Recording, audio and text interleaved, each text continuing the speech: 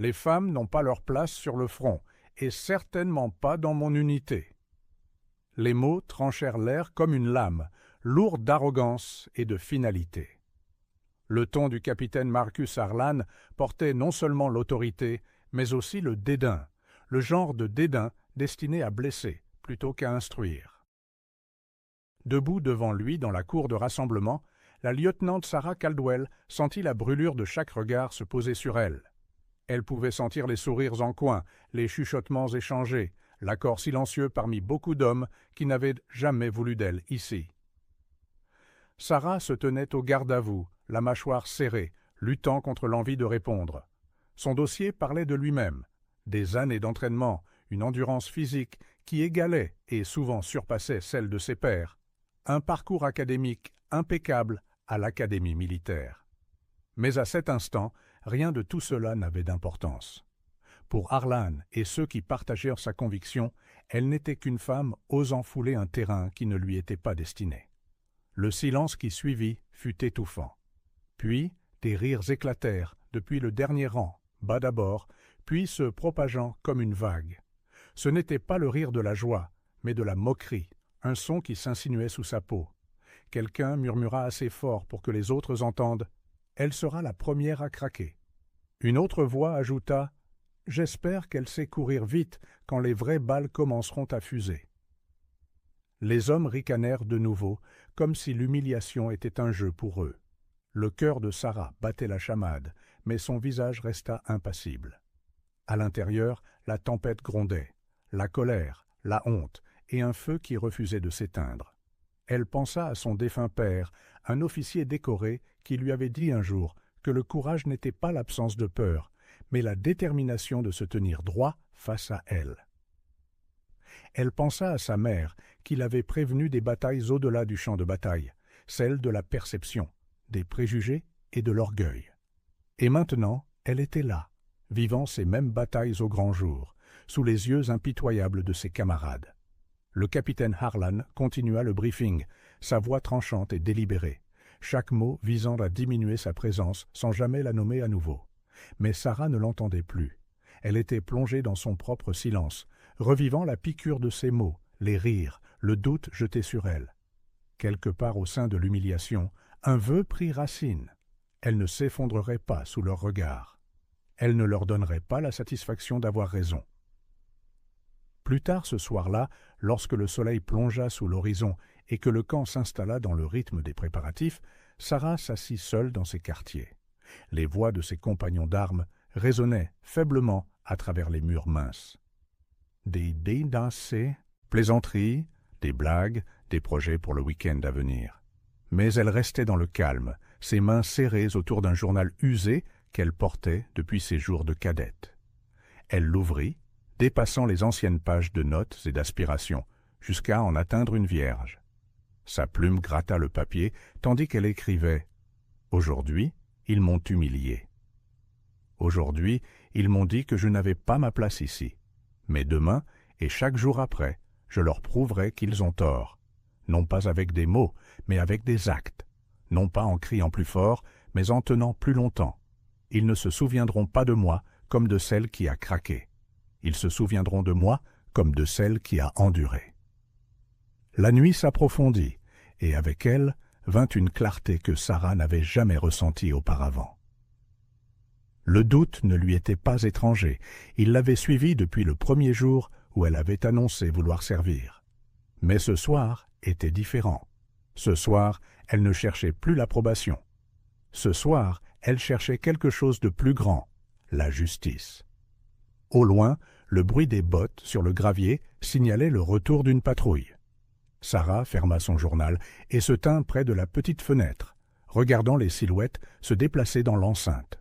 Parmi elles, elle vit les mêmes hommes qui l'avaient moquée quelques heures plus tôt. Ils semblaient à l'aise, confiants, intouchables dans leur conviction qu'elle ne serait jamais à la hauteur. Sarah murmura pour elle-même, sa voix à peine audible, mais stable comme la pierre. « Ils ne me connaissent pas encore, mais ils me connaîtront. » Et dans ce murmure, la première étincelle de la transformation s'alluma, une étincelle qui la porterait de cette nuit d'humiliation vers un destin que personne dans ce camp n'aurait jamais pu imaginer. Les semaines qui suivirent n'allégèrent pas le fardeau que Sarah portait. L'entraînement s'intensifia, tout comme la surveillance. Chaque faux pas, aussi petit soit-il, était amplifié aux yeux de ses pairs. Lorsqu'elle manqua une cible d'1 pouce lors des exercices de tir, quelqu'un marmonna « Forcément ». Lorsqu'elle termina une course 2e au lieu de 1re, les murmures revinrent. Trop tendre. Même ses succès étaient déformés. Si elle excellait, c'était parce que quelqu'un avait été indulgent avec elle ou parce qu'elle avait quelque chose à prouver plutôt qu'un réel talent. Le capitaine Harlan la reconnaissait rarement. Quand il le faisait, c'était avec une brusquerie destinée à blesser. « Caldwell » aboya-t-il un matin, « vous pensez pouvoir suivre? Alors arrêtez de courir comme si vous étiez dans une équipe d'athlétisme et commencez à bouger comme un soldat. Nous n'avons pas besoin de sprinteurs, nous avons besoin de survivants. » Ces mots résonnèrent à travers le terrain, arrachant un ricanement au groupe. Les muscles de Sarah lui faisaient mal. Ses poumons la brûlaient, mais elle ne dit rien. Elle hocha la tête, serra la mâchoire et se remit à courir. C'est au cours d'une de ces journées exténuantes que le conflit s'approfondit. L'unité fut envoyée en exercice sur le terrain pour simuler des scénarios de capture. Les soldats furent répartis en équipes, chacune chargée de survivre derrière des lignes ennemies simulées tout en évitant la capture par la force adverse. L'exercice était un test d'endurance, de ruse et de cohésion. L'équipe de Sarah était dirigée par Harlan lui-même. Dès le début, il était clair qu'il ne voulait pas d'elle là. En attribuant les rôles, il l'ignora pour chaque tâche critique. Lorsqu'il ne resta plus de choix, il lui confia le poste de guetteur, stationné loin des autres, à l'écart de la stratégie, des décisions et de l'action. Le message était clair, ne pas déranger. Des heures après le début de l'exercice, Sarah repéra un mouvement au loin, des silhouettes se faufilant à travers la lisière des arbres, trop délibérées pour être des animaux. Elle le signala rapidement, mais Harlan la rejeta. « Fausse alerte. Restez vigilante, Caldwell, et arrêtez de crier au loup. Nous ne sommes pas ici pour jouer aux éclaireurs. » Quelques minutes plus tard, la force ennemie déferla, les surprenant dans une position vulnérable. Le chaos éclata. Fumée, cris, tirs simulés. Harlan aboyait des ordres, mais ses hommes étaient déjà dispersés. Dans la mêlée, les instincts de Sarah prirent le dessus. Elle utilisa son point de vue pour repérer une brèche dans le balayage de l'ennemi, criant des directions qui permirent à 2 de ses coéquipiers de s'échapper et de se regrouper. Pourtant, à la fin de l'exercice, lorsque les évaluateurs firent leur débriefing, Harlan affirma que l'échec était inévitable. « La discipline s'est effondrée, dit-il. Nous ne pouvons pas diriger une unité avec des maillons faibles. » Ses yeux se tournèrent vers Sarah, et bien qu'il n'ait pas prononcé son nom, l'insinuation était assez lourde pour susciter des hochements de tête. Sarah resta silencieuse, la gorge serrée par une protestation inexprimée. Elle savait ce qu'elle avait vu, savait le rôle qu'elle avait joué pour empêcher que toute l'équipe ne soit anéantie en simulation. Mais l'histoire avait déjà été écrite, et dans cette histoire, elle était le handicap. Cette nuit-là, de nouveau seule, Sarah écrivit dans son journal « Ils ne l'admettront pas, mais je connais la vérité. J'ai vu le danger avant qu'il ne frappe. J'ai agi. Et bien qu'ils me traitent de faible, c'est moi qui ai sauvé des vies aujourd'hui. S'ils ne peuvent pas le voir, alors je le porterai seul. Mais un jour, la vérité ne sera plus cachée. » Peu de temps après, les courants de la réalité passèrent de la simulation à la guerre. Les ordres tombèrent, l'unité devait être déployée en territoire hostile. La mission était à haut risque, axée sur le renseignement et vitale pour la stratégie globale. Le moral monta en flèche parmi les hommes. Enfin, ils allaient faire leurs preuves en combat réel. Pour Sarah, le déploiement avait un poids différent. C'était sa chance de se libérer de la boîte dans laquelle il l'avait piégée. Pourtant, elle connaissait aussi les dangers. L'ennemi qu'ils affrontaient était impitoyable, et la capture n'était pas un sort improbable. La veille du départ, Sarah surprit une conversation à l'extérieur de ses quartiers. 2 soldats riaient doucement, l'un disant « Je parie qu'elle ne tiendra pas une semaine là-bas. Arlan regrettera de l'avoir emmenée. » L'autre répondit « Ou peut-être que c'est le but. Laissez sa présence prouver ce que nous disons depuis le début. » Sarah ferma les yeux, ses poings se serrant. Elle avait passé des semaines à absorber leurs moqueries, leurs doutes.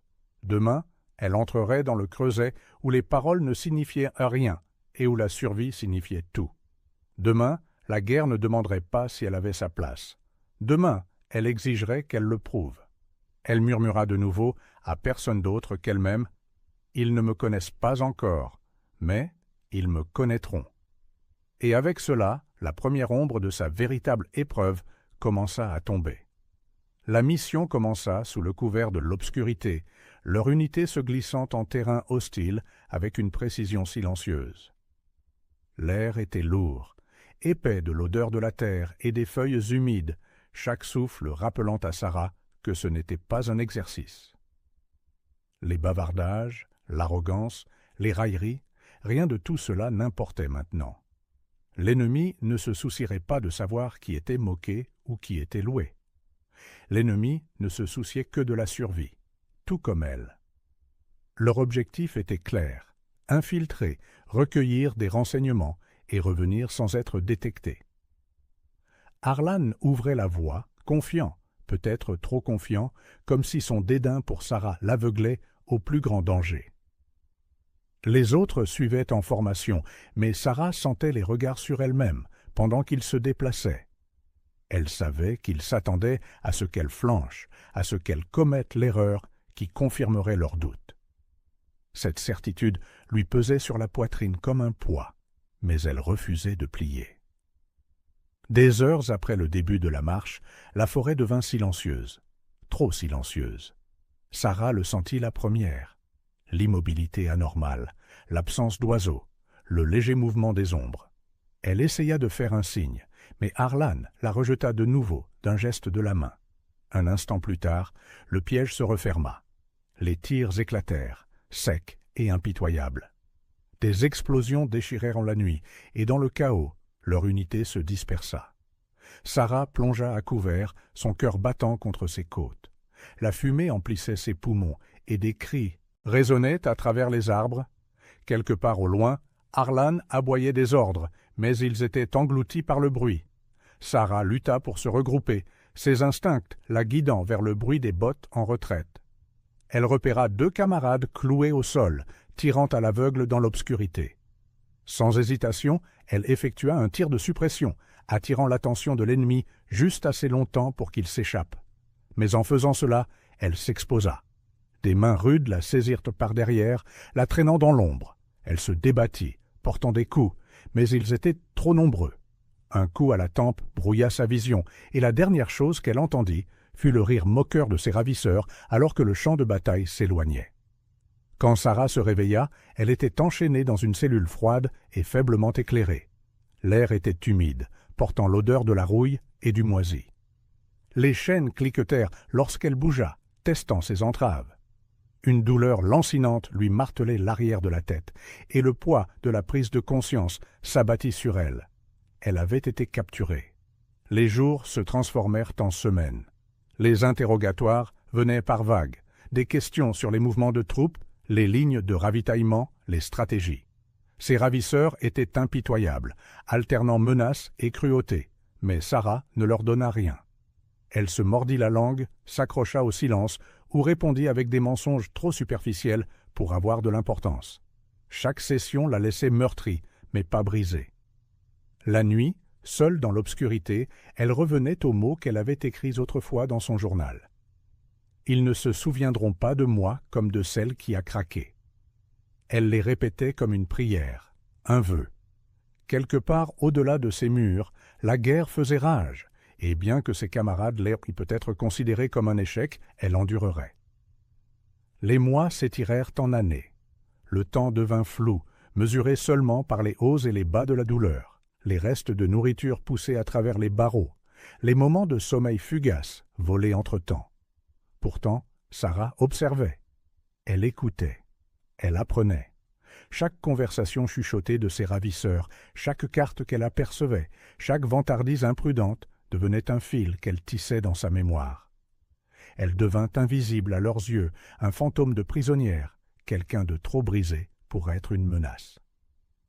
Cette invisibilité devint son arme, et dans le silence de sa cellule, elle construisit une chambre forte de connaissances, stockant le genre de renseignements qui pouvaient changer le cours de la guerre. Mais chez elle, l'histoire était différente. Des rumeurs se répandirent selon lesquelles elle avait échoué, que sa capture était la preuve de son inaptitude, que peut-être même elle les avait trahis. Le capitaine Harlane, épargné de l'humiliation de reconnaître ses avertissements, laissa le silence parler de lui-même, et le silence la condamna. Ce que personne ne savait, c'est que Sarah Caldwell se battait toujours, pas avec un fusil ou sur le front, mais avec son esprit, sa volonté et la conviction inébranlable qu'un jour elle serait libre. Et quand ce jour viendrait, la vérité qu'elle portait serait plus lourde que n'importe quelle arme. Pendant 12 ans, elle endura. 12 ans à être rejetée, oubliée et radiée. Mais dans l'ombre de sa captivité, elle devint quelque chose de bien plus grand que ce que ses ravisseurs ou ses camarades auraient jamais pu imaginer. Le 12e hiver de sa captivité arriva avec un froid implacable. Le givre s'infiltrait par les fissures de sa cellule et son souffle flottait dans l'air comme des fantômes de mots non dits. À ce moment-là, le corps de Sarah portait des cicatrices trop nombreuses pour être comptées, mais son esprit restait intact. Ses ravisseurs avaient depuis longtemps cessé d'attendre des réponses de sa part. Elle était devenue un élément du décor, une prisonnière oubliée. Cet oubli devint son plus grand avantage. C'est lors d'un transfert de routine, des gardes déplaçant des prisonniers d'un camp à un autre, que la première véritable opportunité se présenta. Entravée, la tête baissée, Sarah remarqua des schémas qu'elle avait passé des années à mémoriser. Les rotations des gardes, les livraisons de ravitaillement, les points faibles de la chaîne de commandement. Ce matin froid, l'un de ces schémas se brisa. Un garde devint négligent, faisant tomber ses clés, s'éloignant trop de la ligne. Les yeux de Sarah captèrent ce moment, et pour la première fois depuis des années, elle sentit l'étincelle de la possibilité. Quand la nuit tomba, elle agit. À l'aide d'un éclat de métal rouillé qu'elle avait caché pendant des mois sous sa paillasse, elle travailla sur les chaînes qui liaient ses poignets. Le son était doux, presque imperceptible sous les ronflements lointains des gardes. Son pouls battait à tout rompre, mais ses mains bougeaient avec la fermeté de quelqu'un qui avait répété cette évasion dans son esprit 1 millier de fois. Quelques heures plus tard, elle était libérée de ses entraves. Synchronisant ses mouvements avec les rondes des gardes, elle se glissa dans l'ombre, silencieuse comme un souffle. Chaque couloir était un test de courage, chaque coin un pari. Finalement, elle atteignit le mur extérieur, son bord déchiquetait une silhouette contre la lune pâle. Avec chaque once de force qui lui restait dans son corps meurtri, elle grimpa, s'écorchant les paumes, ses muscles hurlant de protestation. Puis, pour la première fois en 12 ans, elle goûta l'air de la liberté. La forêt l'accueillit avec l'obscurité et le danger. Elle se déplaçait à l'instinct, naviguant grâce aux étoiles, se souvenant de fragments de cartes qu'elle avait autrefois étudiées lors des interrogatoires. La faim lui rongeait l'estomac, la soif lui asséchait la gorge, mais elle continua. Chaque pas était alimenté par plus que la survie. Il était alimenté par le poids de tout ce qu'elle avait enduré, par les connaissances enfermées dans son esprit. Les jours se fondirent dans les nuits, alors qu'elle parcourait un terrain hostile, évitant les patrouilles, glanant le peu qu'elle pouvait. Une fois, elle tomba sur un ruisseau et but jusqu'à ce que son corps lui fasse mal. Une autre fois, elle évita de justesse une équipe de recherche, s'enfouissant sous des feuilles alors que des bottes passaient à quelques centimètres de son visage. Elle se murmura à travers la peur, les mêmes mots qu'il avait portés à travers sa captivité. Ils ne me connaissent pas encore, mais ils me connaîtront. Enfin, après des semaines de fuite, elle atteignit la frontière. L'épuisement menaçait de faire s'effondrer son corps, mais quand elle vit l'avant-poste lointain arborant le drapeau de sa patrie, des larmes brouillèrent sa vision. Chancelant vers l'avant, elle fit un faible signe de la main avant de s'effondrer dans la neige. Des soldats se précipitèrent à son aide, leur voix étouffée par le bourdonnement dans ses oreilles. Elle avait réussi. Quand Sarah se réveilla à nouveau, ce fut dans un hôpital militaire. Des draps blancs, un air stérile et le calme inhabituel de la sécurité l'entouraient. Une infirmière planait, chuchotant à un médecin. Elle a disparu depuis 12 ans. On la croyait morte. Sarah essaya de parler, mais sa gorge était sèche, sa voix rauque. Pourtant, ses premiers mots ne furent pas de soulagement, mais de devoir. « J'ai des informations », croissa-t-elle. « Renseignements, cartes, positions, tout. » Au début, ils ne la crurent pas. Des officiers entrèrent, des yeux sceptiques scrutant la femme frêle qui gisait devant eux. Ils virent les cicatrices, les joues creuses, les mains tremblantes, et ils doutèrent. Un colonel se pencha vers un autre, murmurant « Elle a été brisée trop longtemps. 12 ans. À quel point peut-elle être fiable ?» Mais quand Sarah commença à parler, la pièce devint silencieuse. Elle se souvint avec une précision exacte des emplacements des bases ennemies, des itinéraires des lignes de ravitaillement, des vulnérabilités de leur défense. Elle décrivit des conversations qu'elle avait surprises, des commandants qu'elle avait observés, la structure même de la machine de guerre à laquelle ils faisaient du face. Ces mots étaient précis, inébranlables, portés par le poids de 12 années d'observation attentive. En quelques jours, ces informations furent vérifiées. Des patrouilles revinrent avec la confirmation. Tout ce qu'elle disait était vrai. Le commandement militaire fut secoué. Des renseignements qui leur avaient échappé pendant plus d'une décennie étaient soudainement mis à nu. Et tout cela venait de la soldate qu'ils avaient autrefois rejetée, moquée et oubliée. Sarah était assise sur son lit d'hôpital, regardant par la fenêtre les flocons de neige dériver vers la terre. Elle ne ressentait pas encore de triomphe, seulement le calme constant de quelqu'un qui avait enduré au-delà de toute mesure. Elle savait que la guerre n'était pas encore gagnée, mais elle savait aussi que pour la première fois, l'équilibre avait basculé. Les chuchotements dans les couloirs changèrent. On ne parlait plus d'elle comme du maillon faible, du handicap. Maintenant, son nom avait du poids, et avec lui, les prémices d'un règlement de compte commencèrent à prendre forme. La salle de guerre était silencieuse, tandis que les généraux se penchaient sur des cartes étalées sur la longue table en chêne. Pendant des années, ils avaient mené un conflit qui s'éternisait, leur stratégie rencontrant de la résistance à chaque tournant. Maintenant, grâce à Sarah Caldwell, les secrets de l'ennemi gisaient devant eux comme une blessure ouverte. Lignes de ravitaillement, centres de commandement, caches dissimulées, tout était exposé par la mémoire d'une soldate qui avait été écartée et oubliée. L'opération fut rapide, impitoyable et décisive. Avec les renseignements de Sarah, des frappes coordonnées démantelèrent l'infrastructure de l'ennemi en quelques semaines. Des bases qui semblaient autrefois impénétrables tombèrent comme des dominos. Des convois furent interceptés, des chefs capturés, des lignes de communication coupées. L'ennemi, pris au dépourvu et submergé, s'effondra. La guerre qui avait fait rage pendant plus d'une décennie prit fin presque du jour au lendemain. Lorsque la nouvelle éclata, la nation explosa de soulagement et de célébration. Les gros titres s'enflammèrent avec des mots comme « victoire » et « enfin la paix ». Mais enfoui dans ces titres se trouvait un nom qui se répandit comme une traînée de poudre à travers le pays. La lieutenante Sarah Caldwell.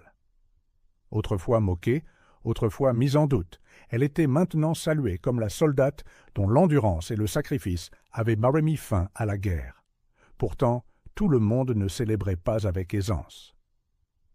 Au sein de son ancienne unité, des murmures de honte se propagèrent. Les hommes qui avaient autrefois ri d'elle, qui l'avaient mise en doute et rejetée, voyaient maintenant leur propre arrogance se refléter dans son triomphe. Personne ne le ressentit plus vivement que le capitaine Marcus Harlan. Il avait bâti sa carrière sur l'orgueil et la certitude, et la survie de Sarah les anéantissait tous les deux. Lorsque Sarah fut convoquée à la cérémonie de remise de décoration, Harlan était là. La salle était remplie d'officiers, de soldats et de fonctionnaires, tous debout pour lui rendre hommage. Elle marchait d'un pas assuré, ses cicatrices cachées sous son uniforme, ses yeux calmes mais inflexibles. Les médailles épinglées sur sa poitrine ne pesaient pas aussi lourd que le silence de ceux qui l'avaient autrefois huée. Le général parla de sa bravoure, de son endurance, de son sacrifice. Il l'appela la soldate qui n'a jamais craqué, même lorsque le monde s'effondrait autour d'elle. Les applaudissements tonnèrent, et pourtant le regard de Sarah trouva Harlan dans la foule. Il semblait plus âgé, usé, sa posture autrefois fière maintenant courbée sous le fardeau de ce qu'il avait fait, ou manqué de faire. Lorsque la cérémonie prit fin, il s'approcha d'elle, sa voix basse, presque méconnaissable. « Caldwell, j'avais tort. » Sarah l'étudia un long moment. Les souvenirs des rires, des rejets, de l'humiliation traversèrent en son esprit. La piqûre de ces mots, « les femmes n'ont pas leur place sur le front », résonnait encore. Et pourtant, il était là, dépouillé de son arrogance, un homme confronté au poids de sa propre injustice. « Vous n'aviez pas seulement tort, » dit Sarah calmement, sa voix stable. « Vous avez mis des vies en danger à cause de cela. Vous avez laissé votre orgueil vous aveugler à la vérité. Mais la guerre est finie maintenant, et je n'ai pas besoin de vos excuses. Ce dont j'ai besoin, c'est que vous vous en souveniez. Ne sous-estimez plus jamais quelqu'un à cause de qui il est ou de ce que vous pensez qu'il ne peut pas être. » Harlan baissa les yeux. Il n'avait pas de réponse. Dans les mois qui suivirent, Sarah devint un symbole, non seulement de victoire, mais de résilience, de justice longtemps refusée et finalement rétablie. Son histoire se propagea au-delà de l'armée, au-delà de la nation. Elle fut invitée à prendre la parole, à partager son parcours, mais elle ne parla jamais de vengeance ou d'amertume. Au lieu de cela, elle parla d'endurance, de la force tranquille qu'il faut pour continuer quand le monde insiste sur le fait que vous ne le pouvez pas. Ces mots résonnèrent, non pas parce qu'ils glorifiaient en sa souffrance, mais parce qu'ils en révélaient la vérité, que la dignité n'est pas accordée par les autres, mais se forge à l'intérieur. Que l'humiliation peut être transformée en détermination, que la justice, bien que retardée, peut encore être revendiquée. Un soir, Sarah retourna à son journal, le même livre usé qu'elle avait porté toutes ces années auparavant. Elle se tourna vers la première entrée qu'elle avait écrite après l'humiliation publique du capitaine Harlan, et elle traça les mots avec son doigt. « Ils ne se souviendront pas de moi comme de celle qui a craqué. Ils se souviendront de moi comme de celle qui a enduré. » Elle sourit, non pas avec triomphe, mais avec paix. Le vœu avait été accompli. Dehors, le monde était calme. La guerre était finie, mais ses leçons demeuraient. Sarah savait que son histoire lui survivrait, transmise non pas comme un conte de vengeance, mais comme la preuve que la force peut naître dans les endroits les plus sombres, et que même lorsqu'on est rejeté, même lorsqu'on est moqué, même lorsqu'on est enchaîné pendant 12 longues années, un esprit inflexible peut changer le cours de l'histoire. Et quelque part au fond d'elle, elle murmura une dernière fois les mots qu'il avait portés à travers chaque épreuve. Ils ne me connaissaient pas alors, mais maintenant, ils me connaissent. Merci d'avoir regardé. Si vous aimez cette vidéo, vous pouvez vous abonner pour voir d'autres histoires incroyables comme celle-ci.